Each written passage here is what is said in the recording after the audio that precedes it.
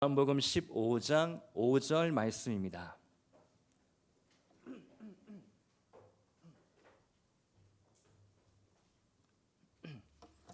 요한복음 15장 5절 말씀 우리 다 같이 한 목소리로 봉독하시겠습니다. 나는 포도나무요 너희는 가지라. 그가 내 안에 내가 그 안에 거하면 열매를 많이 맺나니 나를 떠나서는 너희가 아무것도 할 수 없음이라. 아멘. 하나님은 우리와 친밀한 사랑을 나누기 원하십니다. 하나님은 우리와 친밀한 사랑을 나누기 원하신다. 하나님은 사랑이시죠. 사랑의 하나님은 언제나 우리에게 친밀함으로 다가오기 원하십니다. 그러나 문제는 우리죠. 우리는 사랑을 원하면서도 그 사랑을 두려워합니다. 한편은 사랑으로 갈망하지만 또 다른 편으로는 사랑에서 받은 상처 때문에 쉽게 다가가지 못하는 것이죠.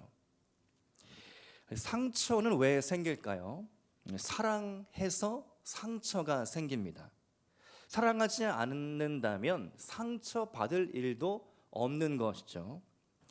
사랑했던 상대가 나를 거절해서 우리는 상처받습니다. 내가 그렇게 챙겨주고 돌봐주었는데 내 마음을 몰라주는구나. 몰라도 너무 몰라주는구나.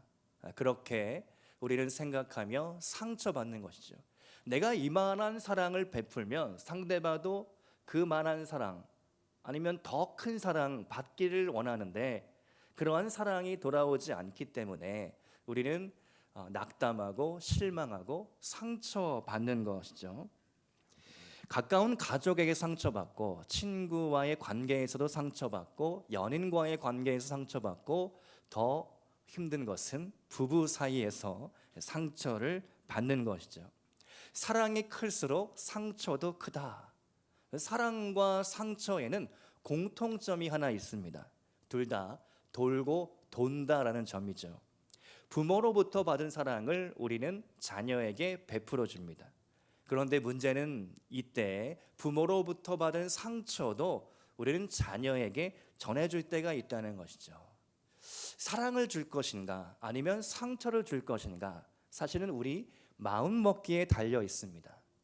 사랑과 상처 돌고 돈다는 것 그리고 그것은 내 선택이고 내 결정이라는 것 우리는 꼭 기억해야겠습니다. 사랑의 기술이라는 책을 쓴 L.A. 프롬이 있는데요. 유명한 책입니다. 한번 그 책에 나오는 한 구절을 제가 인용하겠습니다. 사랑은 기술이다. 삶이 기술인 것과 마찬가지로 사랑도 기술이다. 어떻게 사랑해야 하는가를 배우고 싶다면 우리는 다른 기술, 예컨대 음악이나 그림이나 건축 또는 의학이나 공학 기술을 배우려고 할 때 거치는 동일한 과정을 거치지 않으면 안 된다. 여러분 이 말에 공감하십니까? 사랑도 배워야 한다. 배우지 않으면 우리는 사랑하고 사랑받는데 서투르게 되는 거죠. 그리고 때로 상처 가운데 좌절하게 되는 것입니다. 혹 여러분의 과거의 인생 가운데 실패한 사랑을 한번 떠올려 보시기 바랍니다. 무조건 상대방 탓만 하지 마시고 정직하게 여러분 자신을 돌아보시기 바랍니다. 내가 실수했고 내가 잘못한 부분도 분명히 있을 것입니다. 인간 관계는 똑같이 하나님과의 관계로 이어지게 되어 있습니다. 우리가 사람과의 관계에서 상처가 많을 때 하나님과의 사랑도 잘 납득하지 못하고 잘 받아들이지 못하게 됩니다. 그러면 어떻게 하면 우리가 이 상처를 치유하고 관계가 회복될 수 있을까? 어떻게 하면 하나님과의 온전한 사랑의 관계 안으로 더 깊이 그 친밀함으로 들어갈 수 있을까? 오늘 요한복음 15장에 나오는 포도나무와 가지의 비유를 통하여 그 비밀을 알아보기를 원합니다. 오늘 세 번째 시간인데요. 친밀함이라는 주제, 친밀함의 통로 연합에 대하여 세 가지로 함께 말씀을 나누겠습니다. 첫 번째로 연합을 이루기 위해서는 적절한 거리두기가 필요합니다. 한번 따라서 해볼까요? 적절한 거리두기가 필요하다. 가지는 나무에 붙어 있을 때에만 영양분을 공급받습니다. 세상에 어떤 가지도 나무로부터 떨어져 나왔는데 자라나는 가지란 없는 것이죠. 모든 가지는 나무에 붙어 있을 때 생명력이 있습니다.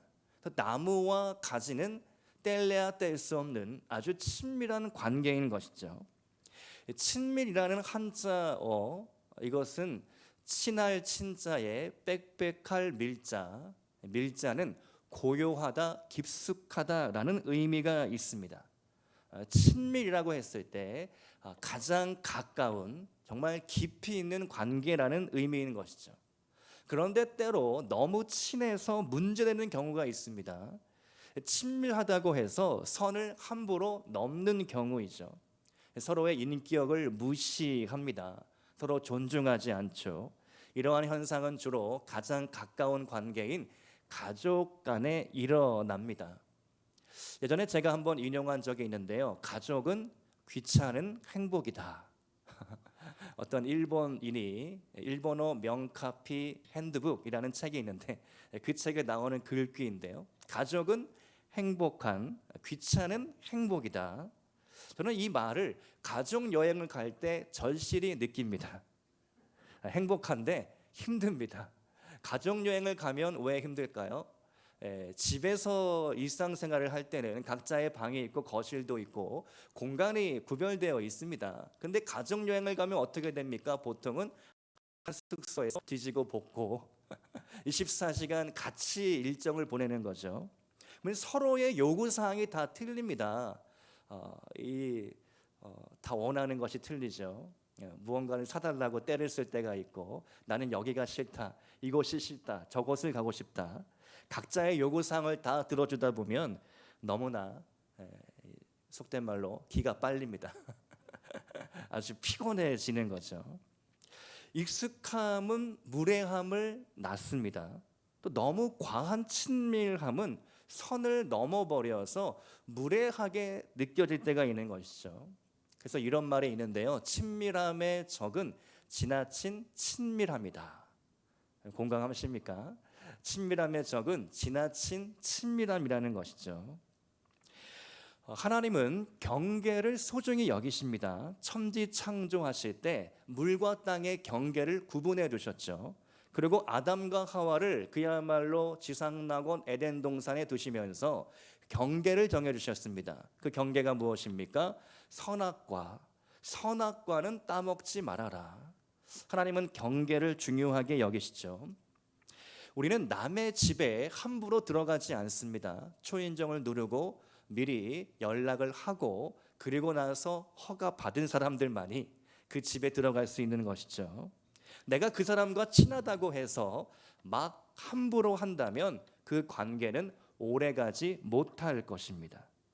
연인 관계에서 한쪽이 다른 쪽에게 과도하게 집착하고 달라붙을 때가 있습니다. 그렇게 강요하고 억압하고 통제하는 것은 사랑의 진정한 모습이 아닌 것이죠. 진정한 사랑에는 경계가 있고 질서가 있습니다. 서로를 깊이 신뢰해주고 이해해주며 기다려주는 것이 사랑의 진짜 얼굴입니다. 하나님도 그렇게 우리를 기다려 주십니다. 사랑의 눈으로 지켜봐 주시는 것이죠.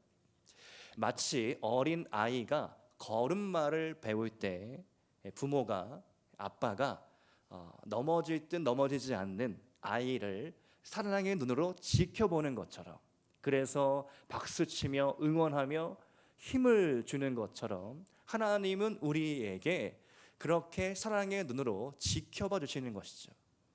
간섭하지 않으면서 적절한 거리를 두면서 이 아이가, 이 한 성도가 자라나고 성숙하고 성장하기를 원하십니다. 그것이 하나님 아버지의 마음인 것이죠. 지난 한 주간 스가랴 말씀을 새벽마다 나누었는데요. 제가 참 개인적으로 은혜 받은 말씀이 스가랴 2장 8절 말씀이었는데요.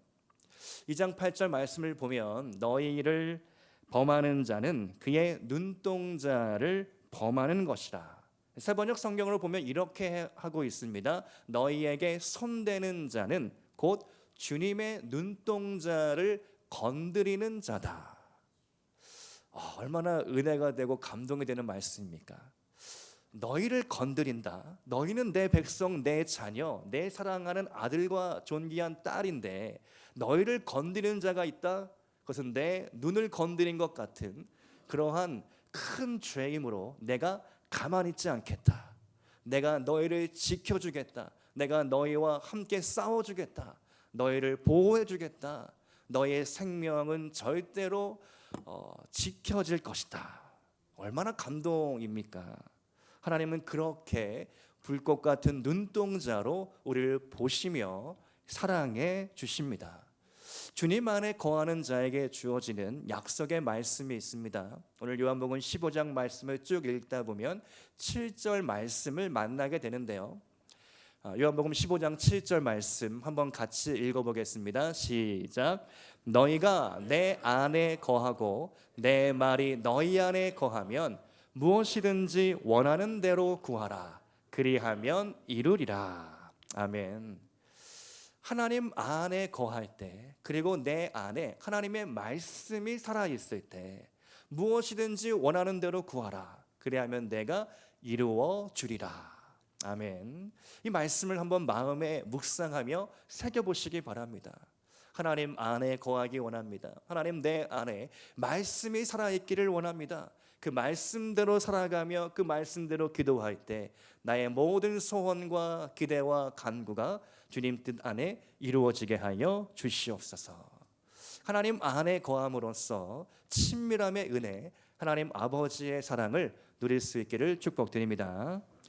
두 번째로 연합을 이루기 위해서는 접붙임 받아야 합니다.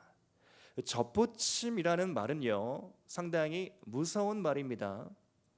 접붙임을 받으려면 어떻게 해야 합니까? 기존의 가지는 톱으로 썰려 나가는 겁니다. 그리고 다른 나무에 붙여지며 꽁꽁 싸매어지는 것이죠. 접붙임이라는 것은 식물을 번식시키는 방법 중에 하나인데요. 두 가지 다른 식물을 하나로 합쳐서 한 식물로 자라나게 하는 기술이죠. 접붙임을 받기 위해서는 포도나무나 가지나 모두 상처를 내야 합니다. 나무를 잘라보신 적이 있습니까? 나무가 잘려나가는 곳에 나무는 스스로를 보호하기 위해 수액이 흘러나옵니다. 소나무는 송진이 나오고 진액이 나오는 것처럼 나무는 자기 자신을 보호하기 위해 그러한 수액을 내보내는 것이죠. 그것은 상처이며 피 흘림과 같습니다. 두 상처가 하나로 연합될 때 비로소 접붙임이 이루어집니다. 접붙임의 과정에서 상처는 피할 수가 없다. 상처받기 싫은데 접붙임은 받고 싶다. 이것은 말이 안 되는 것이죠. 하나님이 인간을 창조하실 때 하나님도 상처받을 각오를 하셨습니다. 우리가 아는 것처럼 인간은 AI 로봇처럼 창조되지 않았죠. 무한한 자유의지가 우리에게 부여되었습니다. 그래서 우리는 남을 사랑할 수도 있고 남을 죽일 수도 있습니다. 남에게 축복의 말을 할 수도 있고 남에게 저주의 말을 할 수도 있습니다. 남을 칭찬할 수도 있고 남을 욕하며 뒷담화 깔 수도 있죠. 인간의 무한한 자유의지가 우리에게 있습니다. 그것은 오히려 하나님께는 아주 위험한 일이었습니다. 인간에게 이러한 자유의지를 주어도 될까? 인간은 그 자유를 가지고 사실 지금 창조주 하나님께 반역하고 있는 것이죠. 이처럼 사랑에는 반드시 대가가 뒤따릅니다. 사랑과 상처는 동전의 양면과 같습니다. 고통 없는 사랑, 희생 없는 사랑, 상처 없는 사랑이란 존재하지 않는 것이죠. 일본의 신학자 기타모리 가조라는 신학자가 있는데요. 이 사람이 이런 책을 썼습니다. 하나님의 아픔의 신학. 이 책에 이런 글귀가 나오는데요. 당신의 상처는 지상에서 바로 나의 거처가 되어야 하리. 상처가 하나님의 거처가 된다. 우리의 마음에 누구나 상처가 있죠. 그 상처를 떠안은 채 인생을 살아갑니다. 상처를 수습할 시간이 우리에게는 너무나 부족합니다. 상처를 돌볼 여력도 없습니다. 그냥 상처를 떠안은 채로 하루하루 주어지는 인생을 또 마주하며 걸어가고 있는 것이죠. 상처 입은 영혼, 상처 입은 채, 절뚝거린 채, 그리고 힘든 마음을 애써 부여잡고 우리는 인생을 살아갑니다. 자녀 양육하기에 급급하고 돈 벌기에 급급하고 내가 해야 할 일들에 급급할 때가 너무나 많습니다. 근데 하나님께서 그 상처의 자리 가운데 오시겠다. 내가 그 상처를 나의 거처로 삼아주겠다. 이 말씀을 묵상할 때 찬양이 하나 떠올랐는데요. 하나님께로 더 가까이, 하나님께로 더 가까이 갑니다.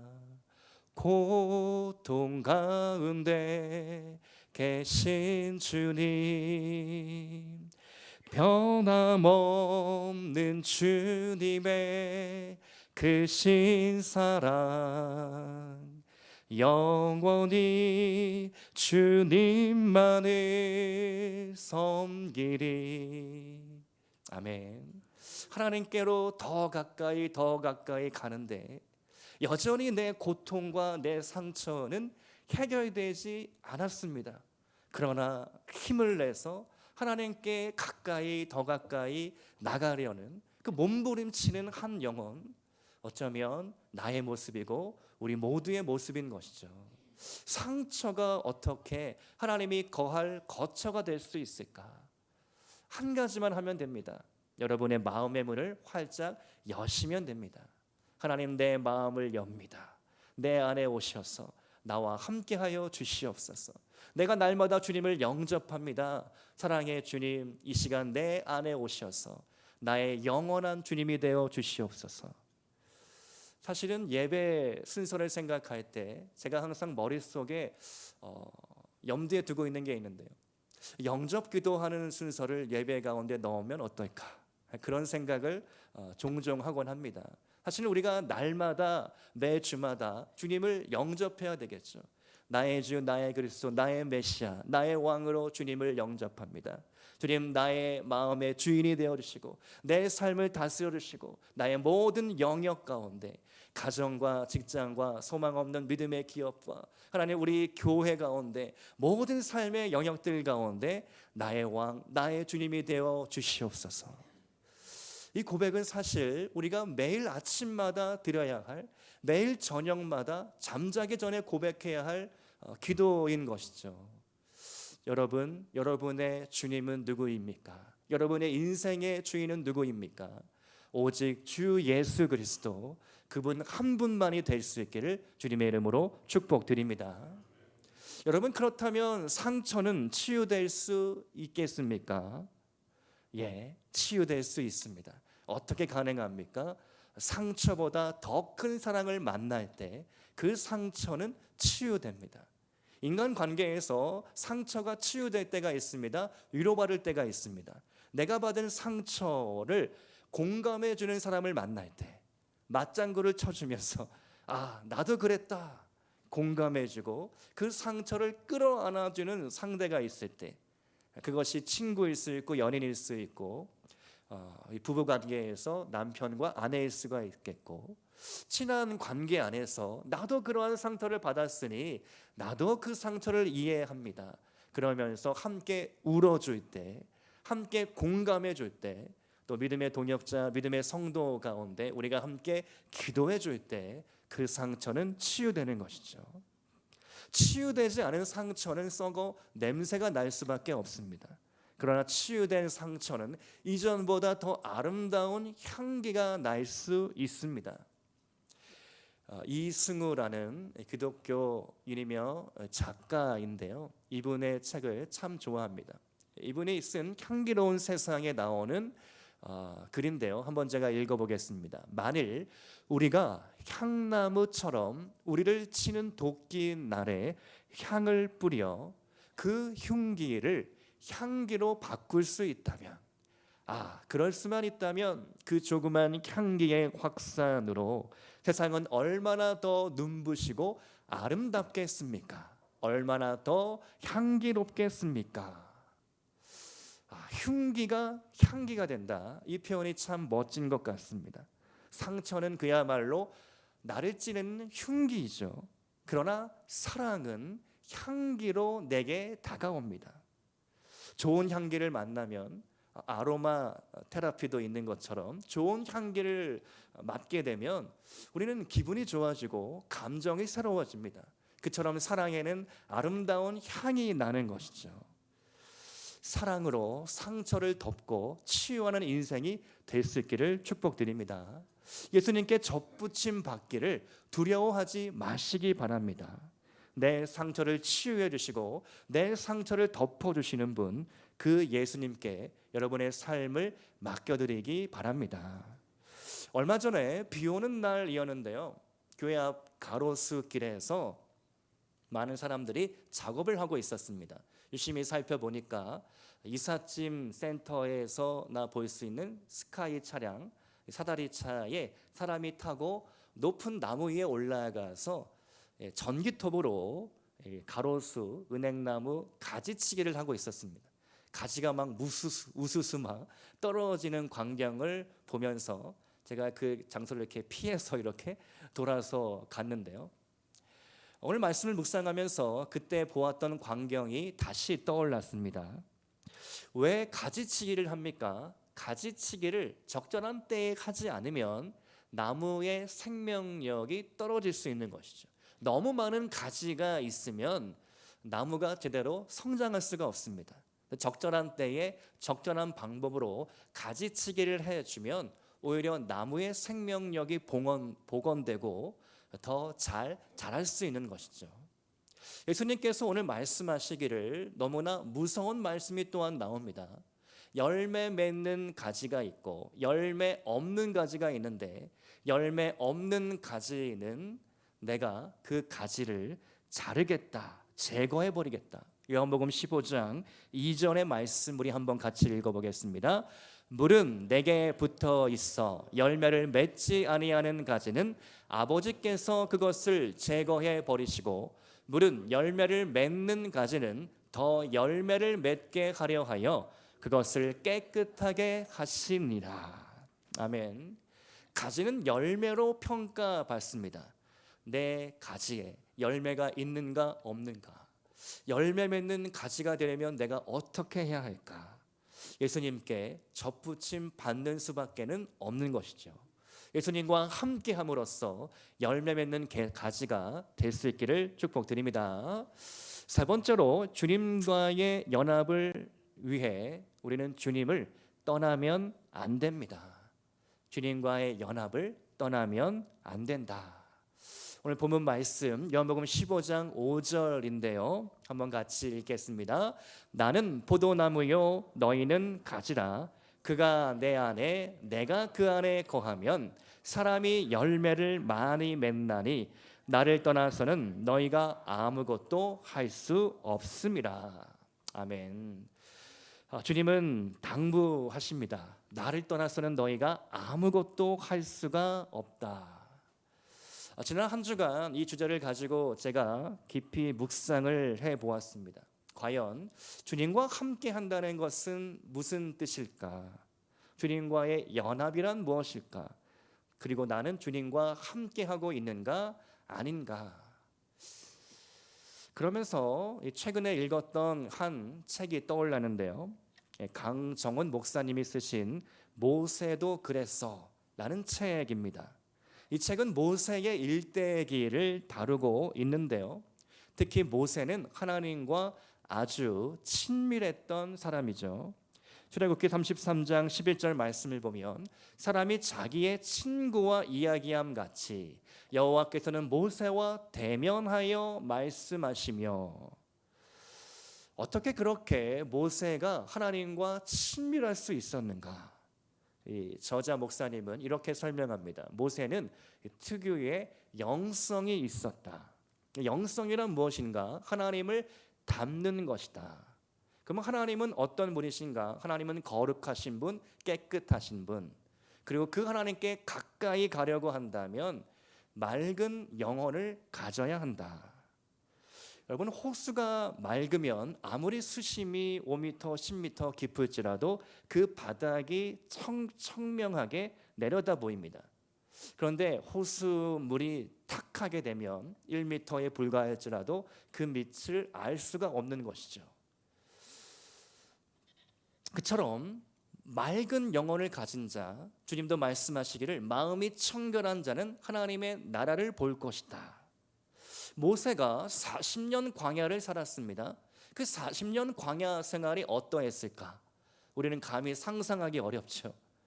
우리는 단 군생활 2년, 3년도 너무나 힘들어하는데 40년 광야 생활을 하면서 모세가 어떤 삶을, 어떤 생각을 했을까? 어제가 오늘 같고 오늘도 내일 같을 것인데 아무런 변화가 없는 그 광야 생활 가운데 모세는 철저하게 자기 자신을 비우고 내려놓았던 것이죠. 화려한 궁궐의 생활, 이집트 왕자로서의 가졌던 명성, 권력, 힘, 파워, 그 모든 것들이 사그라들고 내려앉고, 그리고 더 이상 내려갈 데가 없는 곳, 그것이 광야의 인생이었습니다. 그곳에서 모세는 하나님을 새롭게 만나게 된 것이죠. 불타는 떨기나무 앞에서 내 신을 벗으라. 너의 모든 이전의 직업과 너의 이전의 모든 영광을 내려놓아라. 이것은 거룩한 땅이다. 하나님이 임재하시는 곳이다. 그리고 내가 너에게 새로운 사명을 주리라. 너는 이스라엘의 지도자가 될 것이다. 다시 이집트 땅으로 돌아가라. 너가 상처받은 그 땅으로 돌아가라. 모세의 마음 가운데 그러한 하나님의 부르심 앞에 그 순종함으로 그 상처의 땅 이집트로 다시 돌아가 그가 하나님 앞에 쓰임받는 인물이 되었던 것이죠. 그 이후로 모세는 날마다 하나님의 얼굴을 구했습니다. 그의 얼굴이 얼마나 환했던지 시내산에서 내려올 때에 그의 얼굴을 수건으로 가려야 할 정도였습니다. 모세는 정말로 맑은 영혼으로 하나님과 대면하여 친밀하여 마치 친구가 친구와 이야기함 같이 하나님과의 친밀함을 누렸던 인물인 것이죠. 이 모세의 인생을 묵상할 때 이 광야라는 것, 우리는 누구나 적어도 한 번 이상은 인생의 광야를 만나게 된다. 광야와 연관하여 우리는 세 부류인 것이죠. 첫 번째 부류는 광야를 통과한 인생이 있습니다. 우리 교회의 장로님들을 보면 광야를 통과하셨구나. 광야를 통과하셔서 이제 성품이 이렇게 아름답게 변모해지고 그리고 하나님 앞에 쓰임 받는 그런 인생, 그런 것들을 깨닫게 됩니다. 그런가 하면 광야에 들어온 인생이 있습니다. 광야를 지금 걸어가고 있습니다. 너무 괴롭습니다. 힘듭니다. 고통스럽죠. 여러 가지 인생의 문제에 여전히 버거운 삶을 보내고 있는 분들도 있죠. 이 세 번째 부류, 이 부류가 아주 기도가 많이 필요합니다. 곧 광야에 들어갈 인생. 저도 마찬가지고 저 밑으로는 다 광야에 들어가야 할 인생인 것 같습니다. 우리의 인생의 주기, 생의 주기를 우리가 생각해 볼 때 우리의 인생 가운데 분명히 우리는 광야를 만나게 된다. 그 광야를 우리는 어떻게 이해하고 어떻게 해석할 것인가? 그 광야를 3차원으로 제3자의 시각으로 우리는 내려다 볼 줄 알아야 하겠습니다. 저 앞서간 믿음의 선배들의 인생을 우리가 한번 생각해 보고 그 인생으로부터 지혜를 듣고 그리고 지금 광야를 걸어가고 있는 인생은 어떻게 그 광야를 풀어나가고 있는가, 그리고 이제 광야에 들어갈 인생은 어떻게 이 광야를 준비할 것인가, 믿음으로 기도로 이 광야를 어떻게 헤쳐나갈 것인가, 그것이 우리에게 주어진 숙제들인 것이죠. 지난주에 새벽 기도를 마치고 이제 다 정리를 하고 돌아가려고 할 때 문득 하나님께서 저에게 이런 마음을 부어 주셨습니다. 네가 기도한 것에 대하여 확신해라. 이 마음이 갑자기 들어오는데 정말 알 수 없는 정말 내가 하나님의 말씀을 선포하고 기도하는데 순간순간 흔들리는 저 자신의 모습을 보게 되었습니다. 그 모습이 마치 들킨 것 같아서 부끄럽기도 하고 한편으로는 위로가 되고 한편으로는 감동이 되는 그런 시간이었는데요. 하나님께서 계속해서 저에게 가르치시고 제가 배우고 있는 교과목이 있다면 확신, 신뢰, 믿음의 문제인 것 같습니다. 과연 이 잠시비나 교회를 목회하면서 담임 목사인 내가 믿음으로 목회하고 있는가? 믿음으로 나아가고 있는가? 하나님의 말씀이 주어졌을 때 그 말씀을 확신하면서 걸어가고 있는가? 이것은 저의 문제일 뿐 아니라 우리 모두의 인생의 문제라고 생각합니다. 여러분에게 주어진 직장생활, 사회생활, 또 기업을 운영하며 나아갈 때, 또 가정에서 나타나는 여러 가지 문제들에 있어서 하나님의 약속의 말씀이 있고 하나님이 주시는 믿음이 있는데 그것을 우리가 어떻게 흔들리지 않고 담대히 한 걸음 한 걸음 걸어갈 수 있을까? 그리고 제가 성경을 읽을 때 골로새서 말씀을 만나게 되었는데요. 골로새서 4장 2절과 3절 말씀 한번 같이 읽어보겠습니다. 시작. 기도를 계속하고 기도에 감사함으로 깨어 있으라. 또한 우리를 위하여 기도하되 하나님이 전도할 문을 우리에게 열어주사 그리스도의 비밀을 말하게 하시기를 구하라. 내가 이 일 때문에 매임을 당하였노라. 아멘. 하나님께서 이 말씀으로 저에게 격려해 주시는 것만 같았습니다. 기도를 계속하라. 기도에 감사함으로 깨어 있으라. 기도를 멈추지 말라라는 것이죠. 특별히 기도할 때 무엇을 위해 기도해야 하는가? 3절 말씀처럼 전도할 문을 열어주기 위해, 전도할 문이 열려질 수 있도록 특별히 기도해라. 그래서 제가 깨달았습니다. 기도하고 전도하자. 전도하고 기도하자. 이것밖에는 없겠구나. 잠시빛나 교회를 어떻게 잘 지혜롭게 운영하고 계획하고 그런 것보다는 담임 목사로서 해야 할 일은 기도하고 전도하는 일이구나. 그리고 하나님의 약속의 말씀을 붙잡고 확신하며 나아가는 것이구나. 여러분, 우리가 주님을 떠나지 않으려면 어떻게 해야 할까? 모세의 영성처럼 맑은 영성으로 기도하는 것이죠. 계속해서 주님을 붙잡는 것입니다. 주님, 날 떠나지 마시옵소서. 혹 내가 죄악 중에 있더라도 주님, 나와 영원히 함께하여 주옵소서. 내가 다시 돌이켜 주님의 얼굴 구하기를 원합니다. 시편 51편 말씀을 보면 다윗이 시를 쓰게 되는데 다윗이 밧세바와 동침한 후에 이 시편을 쓰게 됩니다. 그 참담한 죄, 정말 씻을 수 없는 수치스러운 죄 앞에서 다윗은 도망치지 않았습니다. 하나님의 얼굴을 다시 구했고 주님 앞에 간절한 기도문을 쓰게 되는데 11절 말씀을 보니까 나를 주 앞에서 쫓아내지 마시며 주의 성령을 내게서 거두지 마소서. 아멘. 두 가지 기도가 나오는 것이죠. 하나님, 나를 떠나지 마옵소서. 내가 죄를 졌다고 해서 나를 쫓아내지 마시옵소서. 내가 주님께 붙어 있기를 원합니다. 오늘 요한복음 15장 말씀으로 본다면 내가 다시 이 포도나무에 접붙임 받기를 원합니다. 내가 죄로 인해 상처 입었습니다. 내가 너무나 수치스러운 죄를 지었습니다. 온 나라가 이 사실을 알고 있습니다. 그러나 하나님, 그 부끄러움과 수치를 무릅쓰고 내가 다시 예수 그리스도께 접붙임 받기를 소망합니다. 그러면서 또 하나 추가 기도를 하는데 성령을 내게서 거두지 마옵소서. 다윗은 예배자였죠. 예배 드릴 때 성령의 기름 부으심이 없다면 예배할 수 없습니다. 예배가 될 수 없습니다. 성령께서 예배 가운데 오셔야, 역사하셔야 예배가 예배될 수 있는 것이죠. 예배의 본질은 무엇입니까? 예배는 하나님의 임재 그 자체입니다. 오늘 우리 예배 가운데 하나님의 임재가 있습니까? 없습니까? 할렐루야, 감사합니다. 권사님께도 대답해 주셔서 큰 위로가 격려가 됩니다. 하나님의 임재가 있는 것 그 자체가 예배인 것이죠.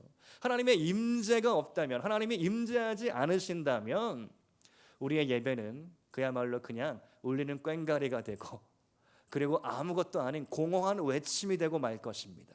다윗은 그 비밀을 알았습니다. 다윗은 예배자였기 때문에 하나님, 내가 죄를 지었지만 하나님 나를 불쌍히 여겨주시고 나를 쫓아내지 마시고 주님의 성령을 거두지 마시고 성령을 다시 내가 갈망하며 사모하오니 성령의 충만함을 힘입어 다시금 나의 모든 무너진 왕권과 나의 모든 수치가 회복되게 하여 주시옵소서. 성령의 기름 부으심을 다윗은 갈망했던 것이죠. 오늘 여러분의 예배, 오늘 마음 가운데 성령을 갈망하는 마음이 있으십니까? 성령을 사모하는 마음이 있습니까? 오늘 내가 성령 받지 않으면, 오늘 내가 하나님의 임재를 경험하지 않는다면 돌아오는 월요일부터 한 주간의 인생을 살 수 없겠습니다. 오늘 이 주일 예배 가운데 내가 하나님을 만나야 되겠습니다. 하나님, 내 상처가 치유받아야 되겠습니다. 하나님, 내가 다시 온전한 완전한 하나님의 사랑 가운데 거해야 하겠습니다. 그러한 간절함으로 우리가 나아갈 수 있기를 소망합니다. 오늘 말씀의 결론입니다. 친밀함으로 출발하여 친밀함으로 돌아오시기 바랍니다. 인생은 야구 경기와 같습니다. 홈에서 출발해 1루, 2루, 3루를 돌아 다시 홈으로 돌아오는 것이죠. 그리고 다음 회가 되면, 다음 턴이 되면 또다시 홈에서 출발해야 하는 경기가 야구 경기입니다. 신앙도 마찬가지이죠.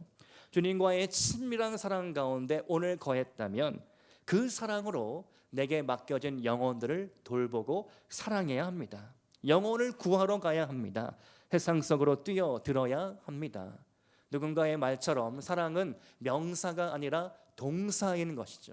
사랑보다 강력한 단어는 없습니다. 부모는 자녀를 위해 목숨을 아끼지 않고 사랑의 눈먼 연인은 서로를 깊이 사랑하고 돌보는 것이죠. 오늘 이 사랑으로 하나님 앞에 친밀한 관계 가운데 나아갈 수 있기를 축복합니다. 그리고 그 사랑으로 많은 열매를 맺어 하나님 앞에 올려드리는 저와 여러분 될 수 있기를 주님의 이름으로 축원드립니다. 이 시간에 함께 찬양 부르기 원합니다. 나의 안에 거하라. 우리가 함께 찬양 부를 때에 하나님 아버지께서 우리를 아들과 딸로 오늘도 부르십니다. 그 친밀한 관계 안으로 나아오라. 내가 너와 함께하기 원한다. 내가 너의 안에 거하기를 원한다. 너의 상처가 나의 거처가 되어야 하겠다. 우리가 해야 할 일은 한 가지, 마음의 문을 여는 것밖에 없습니다. 주님, 내게 오셔서 나의 주, 나의 그리스도, 나의 왕이 되어 주시옵소서.